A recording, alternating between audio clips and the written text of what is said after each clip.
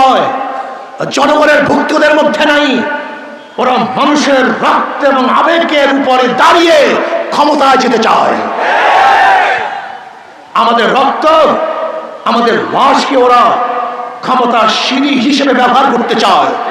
মনে রাখতে হবে, আওয়ামী লীগ, বিএনপি এদের মধ্যে কোনো পার্থক্য নেই। সব ক্ষমতার বদল, সব ক্ষমতার বদল, সব টাকার জালেম, অত্যাচারী, দুর্নীতিবাজ।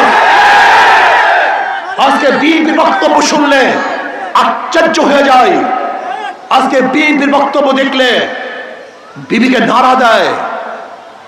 জীবনের মায়া ত্যাগ করে রাস্তায় ঝাঁপ দিয়ে বলেছিলাম, জানি না সে রাস্তা থেকে ফিরতে পারবো কি পারবো না।